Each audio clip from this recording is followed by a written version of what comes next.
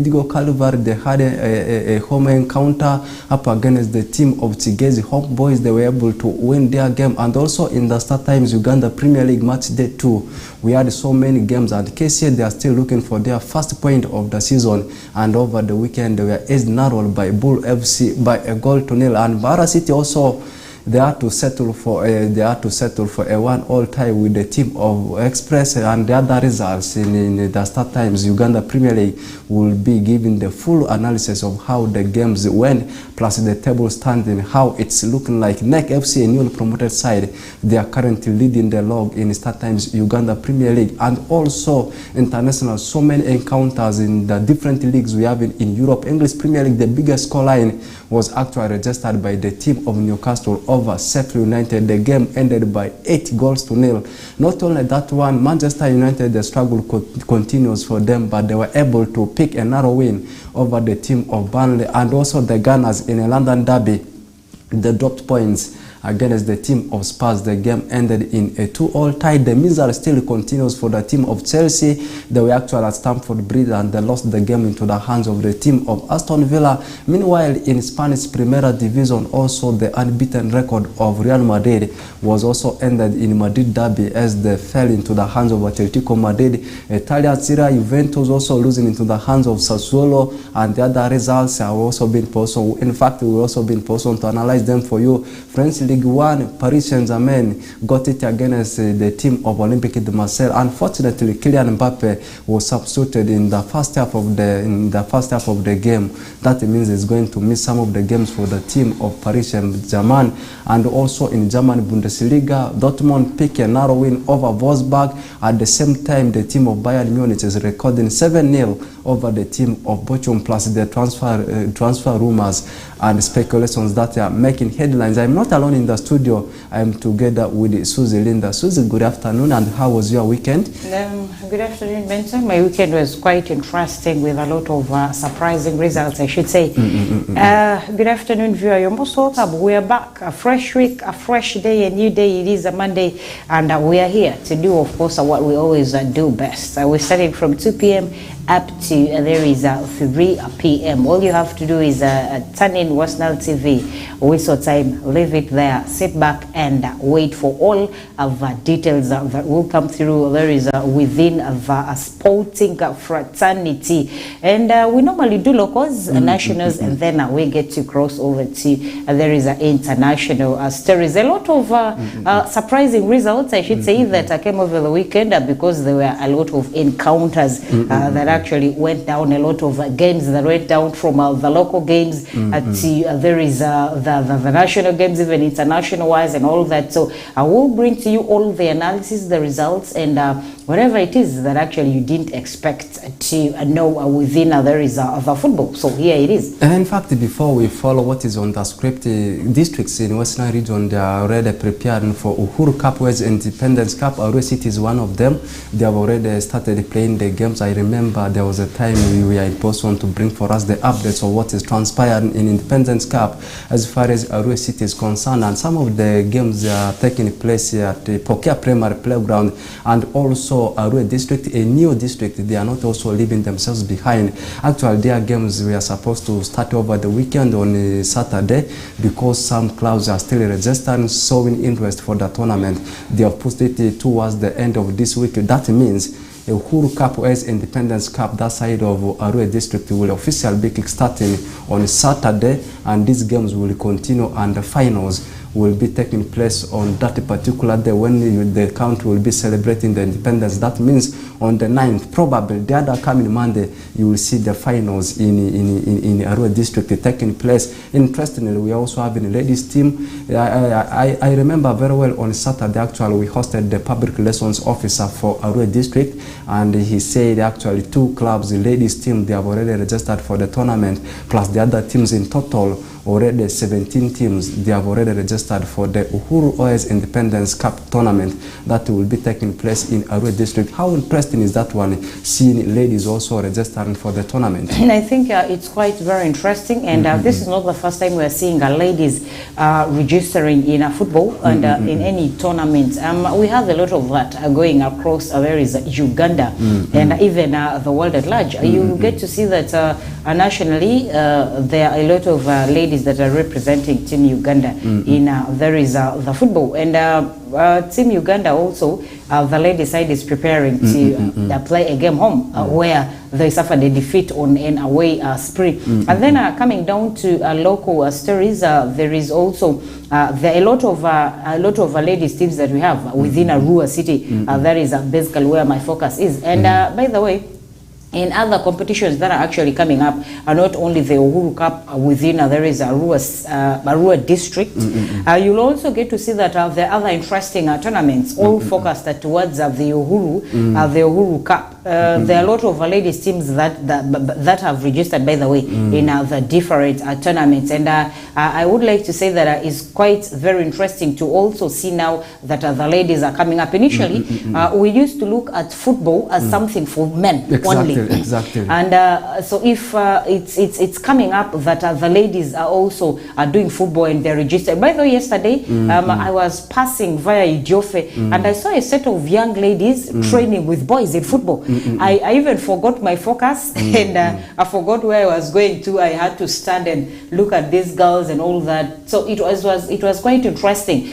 So if the ladies are coming up, trust me, it's quite a very good one. Eventually we'll rise up to break the gender biasness of strictly the society looking at football as being something for the men only. If they both are encouraged and the ladies are pulled to take part in whatever it is that initially used to be looked at as something for men only.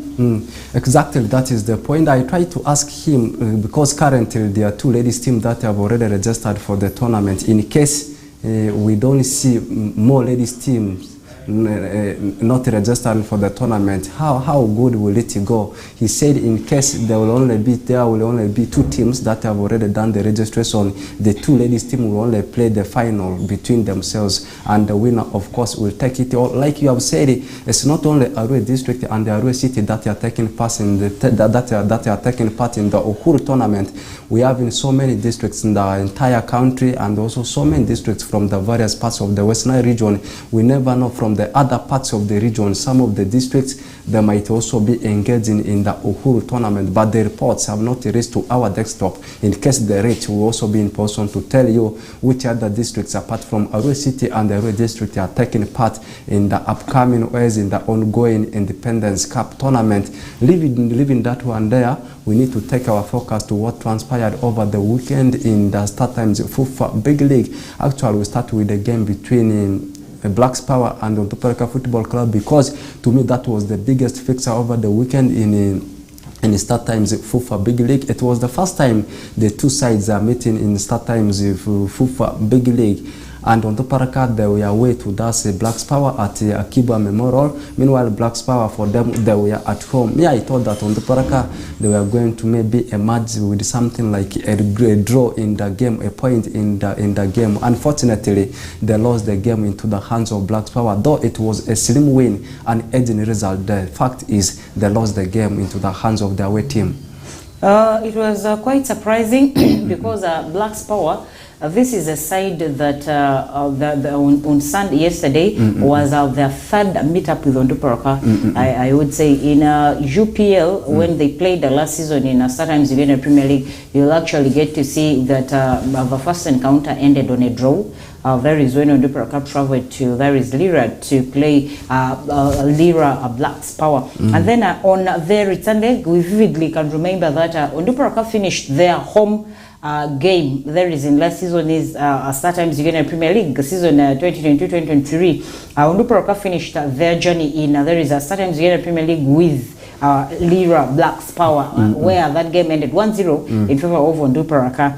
And then yesterday was the 3rd encounter, and looking at how Ontoparaka has been preparing ahead of there is the big league in all of their build-up games, you'll actually get to be surprised when actually seeing them lose yesterday to there is Lira Black Power. But then one thing that actually to me happened was that the players were too confident. They looked at Black Power as an underdogs. Little did they know that Black Power has been preparing so massively ahead of there is a big league. So I think Black Power knows that a big league is quite a very challenging tournament.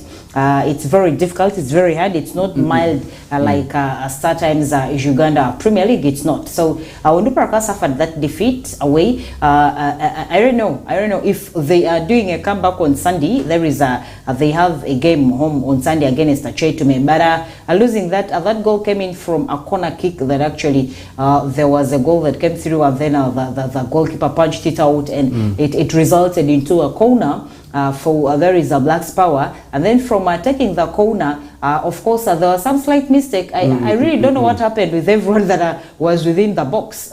We just saw it was a goal behind the net in the 75th minute. That goal came in from there is Mulunda there, a player over Black Power, and it ended like that. A goal coming through in the 80th minute. I think it's always hard to chase up an equalizer for such a goal, and Onduparaka only needs to allow that goal and prepare ahead of Sunday. Does it mean that they did not do enough preparation in the build-up matches they played? At the same time, the signings they made, they did not do enough signings, and is it the right time for us to start judging them at the beginning, or as we still need to give them ample time? I think with the signings, they really tried. Onduparaka has tried with signings. They picked in one midfielder from Express. There is Nico Bryan. They signed Ade. They have a Bida. They have Difuna. They have a lot of good guys. They have the left back Mungo Ferry Jonathan. They have the right back and all that. So the midfield is fully packed, and I think they are fully prepared. Trust me, Onduparaka is fully prepared. There is a game. A game is a game. There are three sides. So people should take any other side that comes. And I think it's too early for us to come up and start judging Onduparaka Football Club.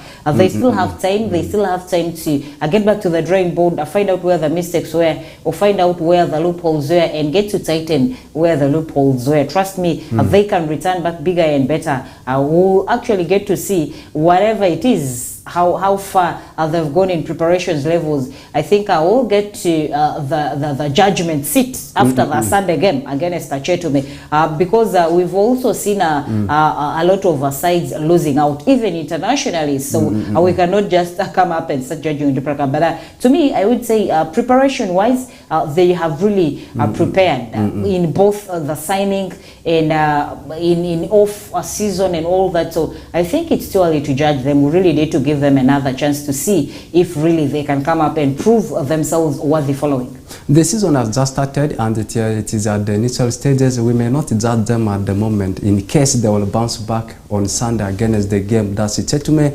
Remember Chetume yesterday, they also won their game, leaving the story of Onduparaka and the Black Power there. This time I want us to also look at a game. There was a game between the team Karo Karunzi, and they were away to Ndeje, and 7 goals were scored in that particular encounter, but it ended in favor of the away team, that's Karo Karunzi. And if you take a look at the statistics and the performance of Karo Karunzi last season, I remember they did not start the season on a good note, but coming into the second stanza of the season, that's when we saw Karo Karunzi returning back. We saw them picking results for fun. Even they beat our own side, Calvary here at Midigo Premier, and the season has started very well for them, though they conceded the 3 goals, but they were away from home, away to Ndeje, recording that win. How good is that one for them? I think it's quite a very good one. Ndeje, we equally saw Ndeje did not perform very well. That was last season. And they even kept losing games at home. So if the season is starting and Ndeje still stands to lose games at home, where we all have the traditional thinking over that any team does not lose at home. But then I think Ndeje really need to reorganize themselves. They need to sign in proven players and all that. We didn't see them active in during the transfer seasons, unless otherwise.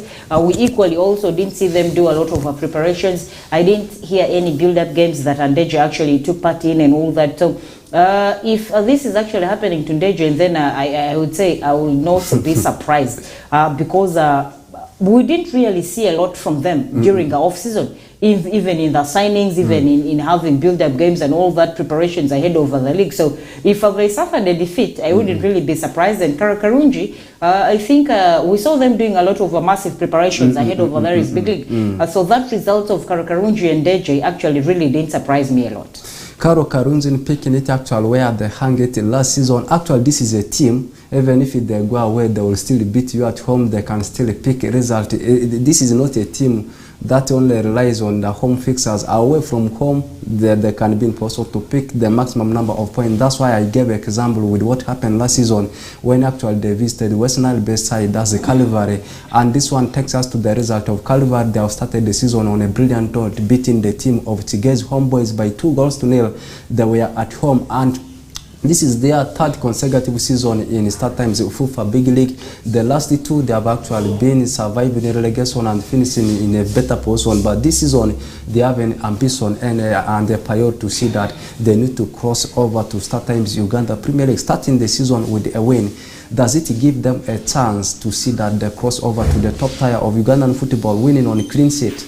Calvary winning only the first game into the league cannot make us already say that we are hyping them so highly and that saying maybe they're going to acquire, maybe they're going to finish in the top of the table and all that. No, Calvary has been disappointing. This is the third season, like you said, we're seeing them venture into, or there is a big league. The first season, maybe we could say they didn't qualify because they were yet getting used to it, they were yet getting acquainted to the league. And then the second season they came through, everyone thought they would go. Because the first season saw them play their games at, they used Ondupara Green Light as their home ground. And then second season starting, we saw them moving to, there is a Midigo, a Calvary there in their home ground and at home. And we all thought that they would go through. Basically, if you look at Calvary Football Club, they finished even the first leg in the third position. That was last season. And then at the end, look at where they finished, 7th or 8th, I think, somewhere down there. There are even games that actually would come through where you'd look at this game and think this is going to be a smooth run for Larry's Calvary. And then at the end of the day, you're shocked. You actually suffocate in your own results that you had predicted. You find Calvary comes up and is beaten and all that. So I think this time around we cannot put all our trusts there is on Calvary Football Club for the fact that they have won their first game, and probably they could equally also come up and surprise us now that some management has changed. They lost their head coach and all that, so they've been silent, by the way, on some of the replacements over the key figures that actually they lost within the management. So we are following. It was quite a good one for them to actually start on a winning spree. I don't know if we are seeing them proceeding to there is a certain Uganda Premier League, or we are seeing them this being the last season in Big League. I don't know, but we are watching the space. It was quite a very good one for there is a Calvary Football Club to start on a winning spree. At least two sides represented West Nile, Ondupara and Calvary. One lost, and at least one did a sprawl.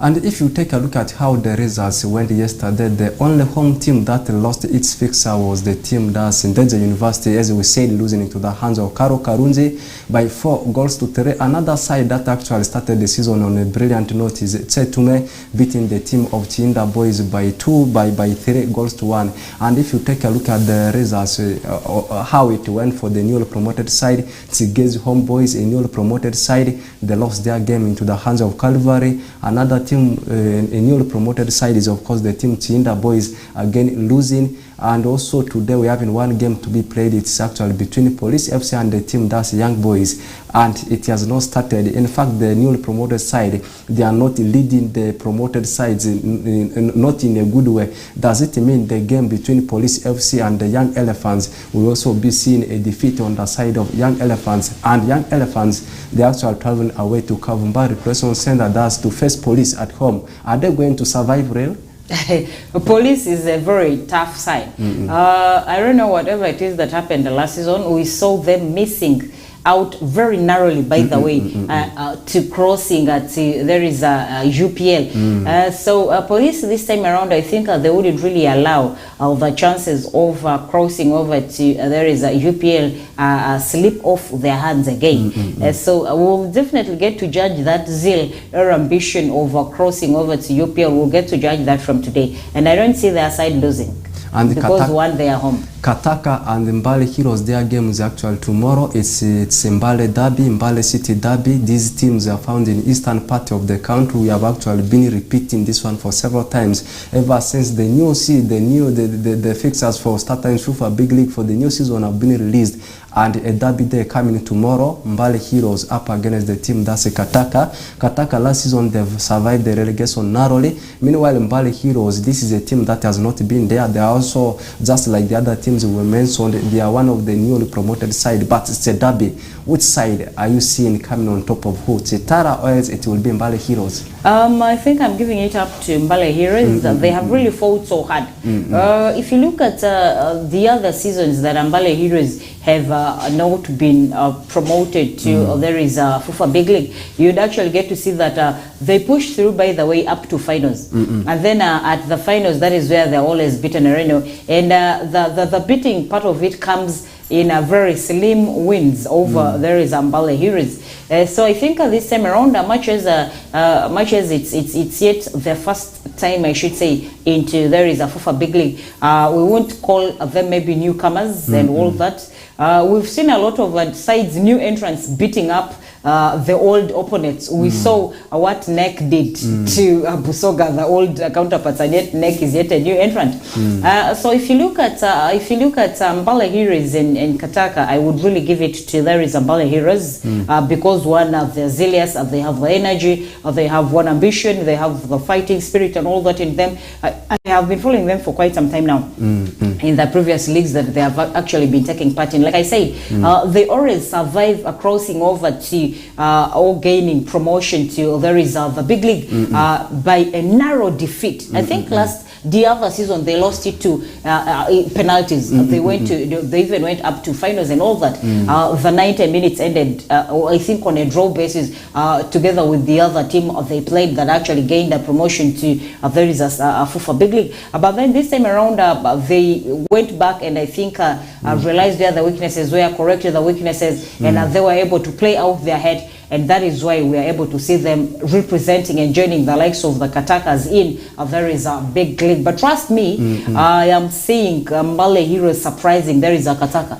Kataka, Mbale Heroes, Suzy is going for Mbale Heroes. Let's summarize the StarTimes FIFA Big League before we take a look at how things also transpired in StarTimes Uganda Premier League. Briefly taking a look at the entire results. On Monday, day one, we had a game. It was between Zinzanof United at Boma, which ended in a barren draw. And then yesterday, 4 games were played. As we said, the team of Blacks Power Agent on the Paraka by 1-0. And we saw the team of Tinda Boys, of course, losing into the hands of the team that's Chetume by 3-1. Meanwhile, Calvary, Midigo Calvary beat the team of Chigezi Homeboys by 2-0. And as we said, today we are having one game to be played. Actually, a game between Police FC and Young Elephants. And equal tomorrow, Derby Day, we have just been discussing Mbale Heroes up against that Kataka. Let's take our trip to that StarTimes Uganda Premier League and we will take a look at how things have been transpiring. We discussed the game between Arua Hill Sports Club and the team that's Vipers. We don't want to go back,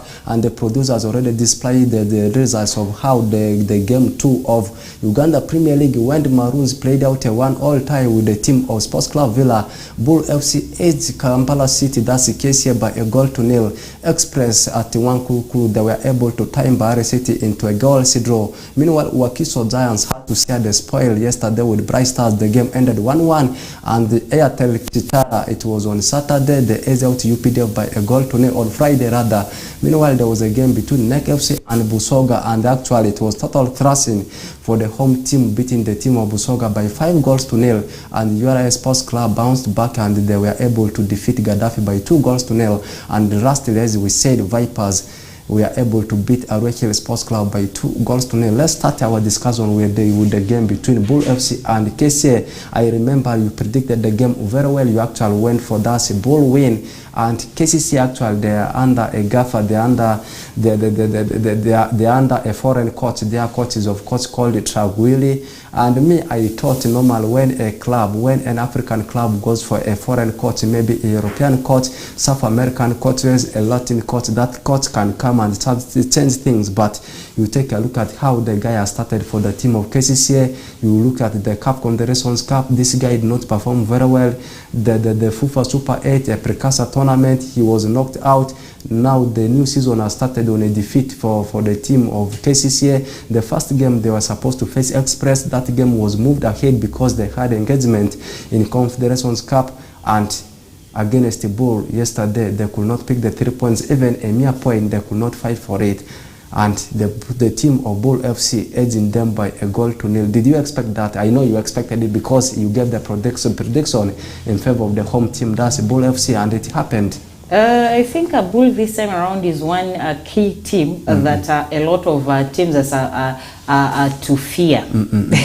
Because if you look at Abe Chikomeko's squad, he has built that squad actually from nothing, I would say. He has built the squad of Bull Football Club from scratch. We also Bull doing very well at the start of last season. At a certain point, they were number 3 on the table. They started at number 1, and then somewhere they went to number 3. And then after losing, there is Alex Isari to Vipers. That is where the woes started. And they kept sinking and sinking and sinking until the end of the season. Things didn't really work out so well for them. But then if you look at Bull this season, I think they realized that their problems entirely depended on the coach. Bull, by the way, has very brilliant players. They have proven players. They have young and talented, energetic players. So I would really say these players only need a very key coach that can give them directions and all that. So I think Abe Chikomeco landed in very well, and he took time to understand the players, and to also make the players understand him, and that's why he was able to win the Super 8 very brilliantly. He actually went through and unbeaten and all that. So I should say this time around, Bull is one side to watch. Next Sunday they will be in Paridi in the home of Aroa Hill Soccer Club. And I really don't know whatever it is that will come through on that Sunday game. It is still a long way to go, 6 days to go. But trust me, I can't wait to watch that very fixture that is coming up on Sunday. I think it's going to be a very interesting one. And Bull beating there is KCCA by 1-0. By the way, I was actually expecting more goals from there is Bull. But then KCCA, we all know, KCCA is, I will say, they're a bit confused where to settle because they have to play UPL. They also have to future the other side of the continental football and all that. We all didn't see them pick a win. So I think all their focus is yet in preparations ahead of the returning leg of the recently lost game. So this time around, any side that plays KCA can actually come and beat them. I wouldn't really be surprised. It's true. Before we continue with the analysis, the producer has already displayed the table standing. We need to give to the viewers how the table standing is looking like. Actually, the teams, the newly promoted sides, they are actually dominating the top of the table, with the NEC FC sitting with 6 points out of the 2 games they have played. Second is, of course, Vipers with 6 points. Third is the team of Airtel Chitara with 6 points. The top 4 is completed by Bull FC with 6 points. And down in the relegation zone, our own Aroa Hill Sports Club, they are not having any point. And also KCA, they are down in the relegation zone without any point, and the relegation zone is actually completed by the team of Gaddafi. And it's true, KCA this time I see them struggling because over the just concluded summer transfer window in the country, so many players actually decided to part ways with the team of KCA. We have seen them releasing a couple of good players. Alan Okello, you talk about Rogers Mato, who have all left the club. Actually, these 2 players, they have actually left a very huge gap at the attacking force of the team of KCA, and also the defenders that have left the club. And truly, the coach currently is focusing on continental football, that's the CAF Confederations Cup, and we saw him coming up with a strong statement that the team of KCA can still proceed to the next round of the CAF Confederations Cup. Let's first summarize the roundup of the match day 2 of StarTimes Uganda Premier League with the performances of the newly promoted side. Did you expect this? Not even winning games, but walloping teams, making teams to swallow goals for fun. The team of NEC FC had to give 5 goals into the hands of the team, that's Busoga. The game ended by 5-0, and they are sitting on top of log. Did you expect this as something that has shocked you? NEC, I think they fully prepared, but then I expected them to pick a win, but not picking a win with those huge number of goals. And one fact I should say is that I was very excited that actually the goal lines of there is a NEC were opened by our own West Nile. There is a coach Rashid, formerly a player of Nduparaka Football Club. They fondly called him the landlord and all that. So I think he got used to the landlord title and is looking at acquiring that name or retaining that name even away from home. There is in NEC. So it was quite a very good one. You know, it feels actually good beating Busoga, a side that Roy Hill failed to beat even when they were home. So I think it was quite very interesting, but I didn't expect the goals, although I saw the win come. This time I am seeing the new season of the StarTimes Uganda Premier League, a lot of shocking things, and we never know. Any of these newly promoted side, they may shock the world, or else they may shock the Ugandans and may clinch the title. I'm not saying that NEC FC or Chitara, they are going to win the title, but they are having the chance. Actually, they have piled pressure on some of the big teams like Vipers, KCA. You talk about Sports Club Villa.